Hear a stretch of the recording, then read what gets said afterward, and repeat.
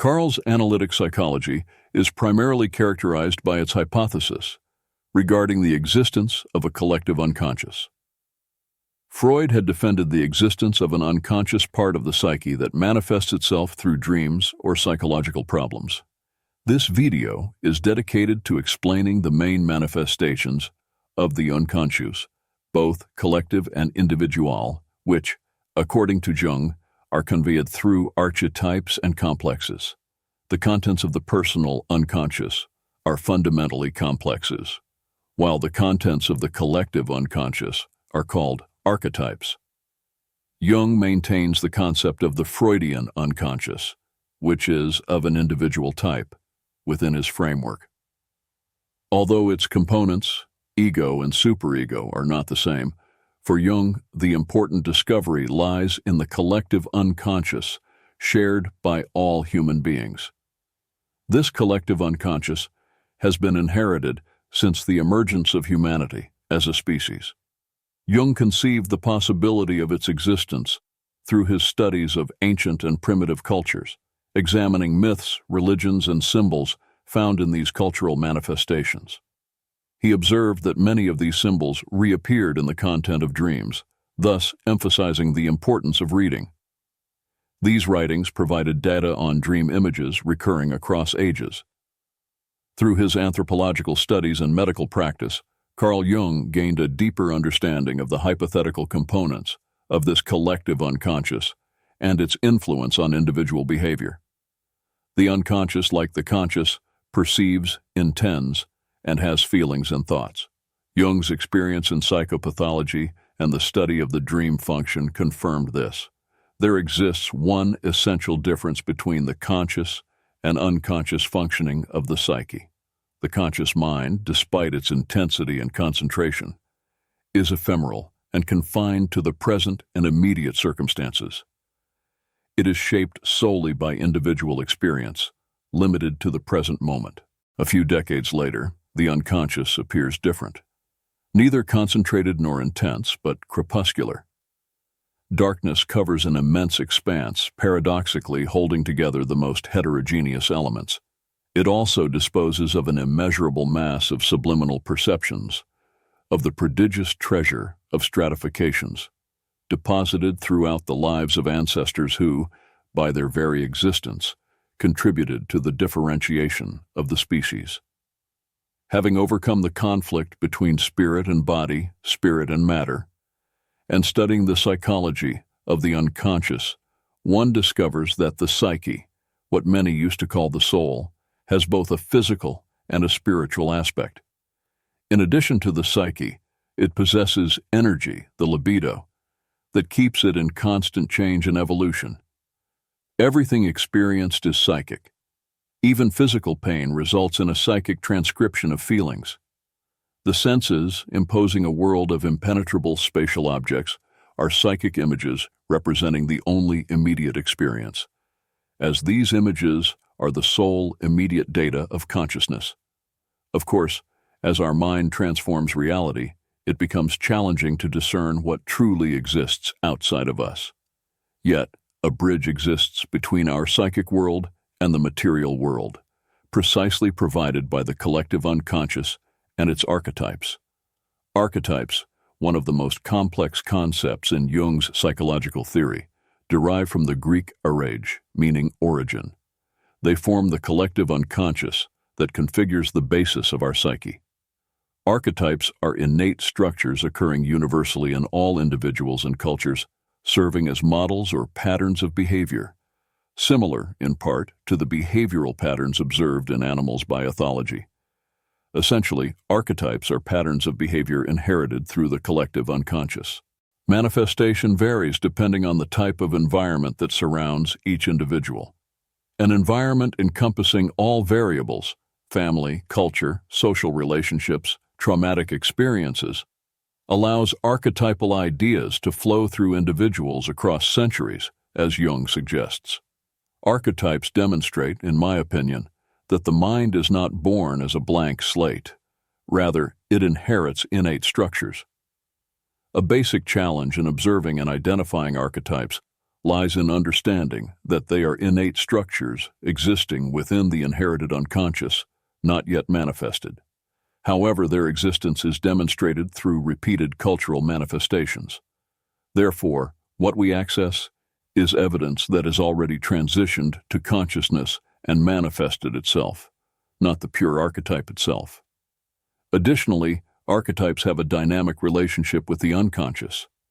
This dynamic relationship implies that each archetype varies in every individual. Archetypes are visible across different cultures, religions, myths, and symbols, often represented in dreams. These symbols, being universal, express the collective unconscious. Archetypes serve as the roots between the mind and the world, possessing both physical and psychic characteristics. They act as a bridge between the mental and material worlds, transcending the mind to relate to the external world, ordering and regulating human life, typically in a positive manner. However, according to Jung, they can also lead to psychological issues. Observing this, individual manifestation may occur in the form of a complex, especially following trauma. Archetypes manifest through symbolic figures of special significance in all cultures or life events, leading to numerous mentions of hypothetical archetypal figures in Jung's work, such as the mother, wise hero, or birth and death. Here, we will explore some of the most important archetypes.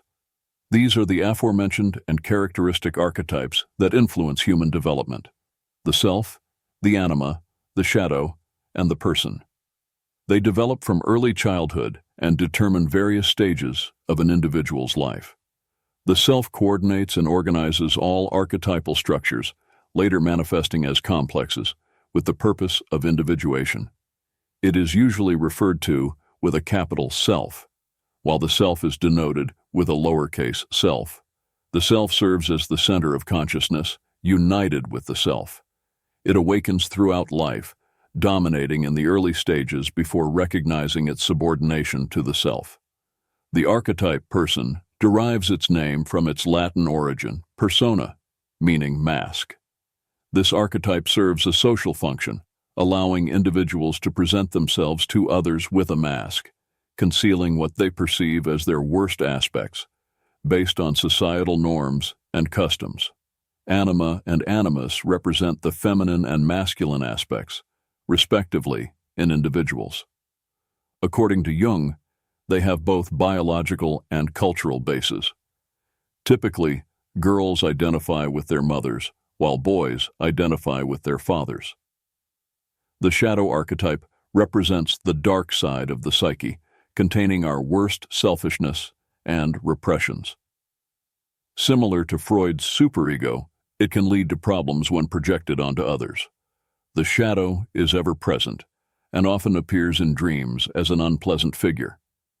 Jung introduced the concept of the complex, particularly the enemy complex, which forms during the first 2 years of life. He believed its biological explanation lies in survival instincts, present across all species.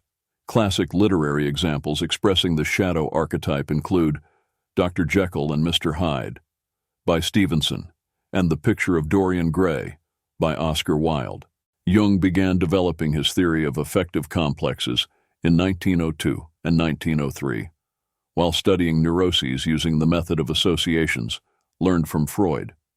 This method involves presenting patients with inducing words and instructing them to associate the first word that comes to mind as quickly as possible. Thus, he found that for certain words, the patient's response was very slow, indicating a psychological barrier preventing reaction. According to Jung, the psyche is unitary and possesses a will. However, when an individual is dominated by a complex, this unity and will are disrupted. It seems as though the complex overtakes the subject, leading to the comparison of complexes to constellations in the mind. Scientifically speaking, an affective complex is the emotional and vivid representation of a repressed psychic situation, incompatible with the usual conscious attitude and atmosphere. It possesses strong internal cohesion, a sort of autonomous totality, and a relatively high degree of autonomy. Its submission to consciousness is fleeting, behaving as an animated alien corpus with its own life. Jung posited that affective complexes arise from trauma or significant incidents in an individual's life. When activated, they temporarily alter the unconscious, influencing normal behavior. Our experiences in life are shaped, for better or worse, by our complexes. Fear or insecurity can trigger their activation, revealing the prejudices to which we are subjected.